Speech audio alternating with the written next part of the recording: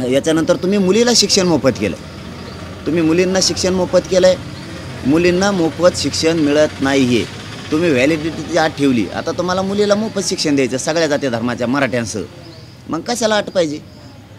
ते खुलं करून टाका सगळं, मुलींना मोफत शिक्षण म्हणलं की मोफतच, काही अडचण नाही ना तुम्हाला, मोफत इकडं म्हणायचं मोफत. एकदा ते चंद्रकांत दादा पाटील म्हणले होते, आम्ही काय द्यायचं आणखीन समाजाला, आम्ही अमुक दिलं, आम्ही महामंडळ दिलं, सारथी दिली, सारथीतल्या पोरांचे काय हाल आहेत जरा त्यांच्याकडे बोलून बघा, महामंडळातली बी कोणाच्या कशा होत्यात फायली हे जरा गावखेड्यात जाऊन विचारून बघा, पोरांच्या 2-2 वर्ष झालेत फायलीचे गठ्ठे घेऊन पळत आहेत. म्हणजे आणि चंद्रकांत दादा म्हणले होते की आम्ही मुलींना मोफत शिक्षण केलं सगळं, PG ते 2G काय KG सगळं केलं म्हणले. कुठं आहे कुठं आहे? कितीतरी विद्यार्थी दाखवतो मी या अंतरवालीला. तुम्ही करायचं ना मोफत शिक्षण मुलींना सगळ्याच करा, त्याच्यात भेद करू नका. तुमचं आमचं जरी ठरलं होतं मराठ्यांच्या मुलीला करू, आम्ही सांगितलं होतं सगळ्या जाती धर्माच्या मुलींसाठी करा, लेकरात त्या मुलीत त्या विद्यार्थिनीत भेदभाव नसला पाहिजे, जाती तीळ नको आणि नसलाच पाहिजे, हे संस्कार आमच्यावरतीच सगळ्या मुलींना करा. तेही व्यवस्थित नाही केलं सरकारनं. आता सरकारला जेवढा वेळ द्यायचा होता आम्ही तेवढा दिलेला आहे. आमची सरकारला विनंती आहे की तुम्ही या सगळ्या मागण्या पूर्ण करा. आरक्षणाच्याबद्दल आम्ही ठाम आहेत, सगळ्या सोयरीची अंमलबजावणी पाहिजे. कोणाच्या काय हरकती आहेत काय आहेत आम्हाला माहीत नाही, आम्हाला त्याशी देणं घेणं नाही. मराठा आणि कुणबी एकच आहे. 2004चा कायदा बनवलेला आहे सुशीलकुमार शिंदे सरकारनं. तुम्ही मराठा आणि कुणबी कायदा आहे त्याला दुरुस्ती करा किंवा दुसरा कायदा बनवला तरी आम्हाला हरकत नाही, पण मराठा आणि कुणबी एकच आहे. कारण कुणबींचा व्यवसाय आणि मराठ्यांचा व्यवसाय सारखा आहे, त्यांचे रोटीबिटी व्यवहार पण होतात, त्यांचं समान आहे सगळं. तुम्हाला जे पाहिजे ते, जसे की तुम्ही बाकीच्या जाती अगोदर घेतल्या, काळजी घेतल्या असत्या त्या घेतल्या, त्याच्यानंतर आता 350-400 झाल्यात त्या तत्सम म्हणून किंवा त्यांचे व्यवसाय सारखे आहेत म्हणून घेतल्यात किंवा तुम्ही काय म्हणून घेतल्यात, त्यांचे निकष आणि आमचे निकष आम्ही तुम्हाला सिद्ध करून दाखवतो. त्यामुळे मराठा आणि कुणबी एकच आहे. तो एक भाग ती पहिल्यापासूनची मागणी, त्याच्यात आम्ही बदल केलेला नाही. सगळ्या सोयरीची अंमलबजावणी ही आम्हाला पाहिजेच आणि आम्ही ती मिळवणार आहे.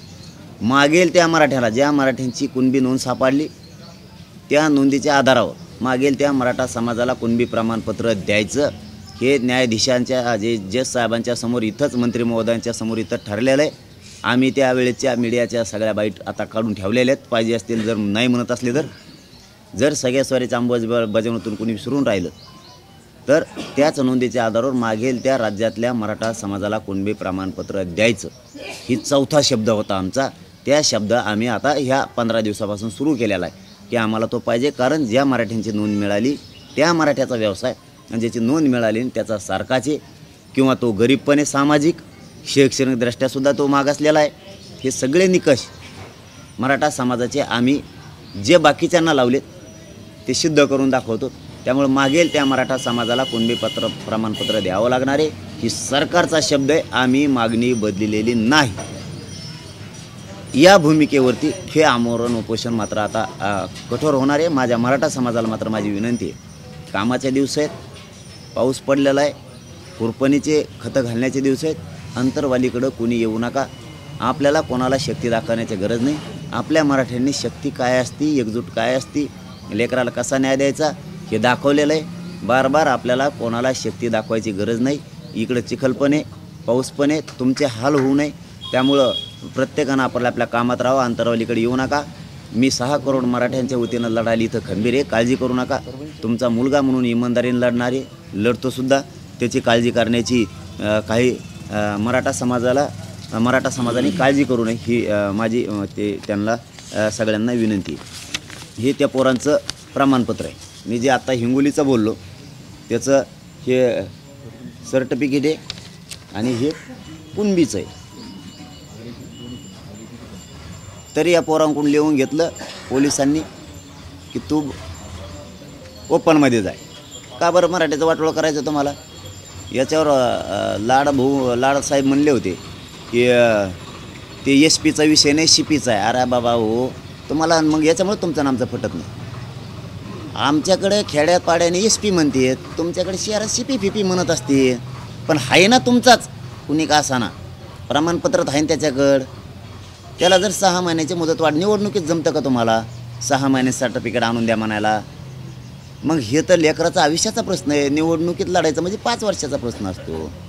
तरी तुम्ही 6 महिन्याची मुदत देताय त्याला की द्या तुपल्याकडे जे कागदपत्र ते नंतर आणून द्या. मग ह्या विद्यार्थ्यांचा आयुष्याचा प्रश्न आहे, त्याच्यावर त्याचं कुटुंब चालायचं आहे, त्याची पूर्ण जबाबदारी त्याच्यावरती आहे, पूर्ण आयुष्याची, त्याच्या आईबापाची, त्याच्या भावाची, त्याच्या आजी आजोबाची, त्याच्या स्वतःच्या लेकराची. त्याला नोकरीला लागायचं आहे आणि तुम्ही त्याला म्हणताय तू ओपनमध्ये जाय. त्याच्याकडून तसं लिहून घेतलं गेलं आहे, त्याच्यावर ते सहीसुद्धा करायला लावली त्यांनी तशा प्रकारची.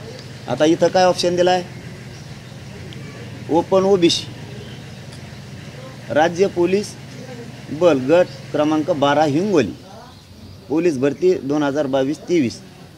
हे बघा ओबीसी आळं केलं आहे त्या पोराला. प्रमाणपत्र दाखिलं ना मी आता तुम्हाला, हे त्याचं प्रमाणपत्र ओबीसीचं. ओबीसीला आळं केलं आहे त्यांनी, इथं आळं केलं आहे ओबीसीला आणि ओपन टाकलं, ओपनमधून भर. त्याने ऐकलं नाही तर तवर त्याने ह्यो फॉर्म लिहिला त्या पोलिसांनीच, त्याचं नाव टाकलं आणि मी ओपनमध्ये जातो आहे असं म्हण आणि कर सही खाली, नाही तर रिजेक्ट करीन तो. पोरं भेटेत नवीन पहिल्यांदा गेलेले असतात बिचारे, घरून खर्च नसतो, काय पैसे नसतात घरी, आईबापाने कुंकुड तर दिले असते, त्याला वाटतं आईबापाने पैसे दिलेत, इथपर्यंत आलो तर आता आपण ग्राउंड मारलं आहे, सगळं झालं आहे. आणि जर आपल्याला टाकलं तर रिजेक्ट केलं तर ओपनमध्येही नाही आणि ओबीसी तर नाही, EWSमध्ये नाही, ECBC पर्यंत बी नाही. केलं वाटलं याचं. हिंगोलीचा विषय.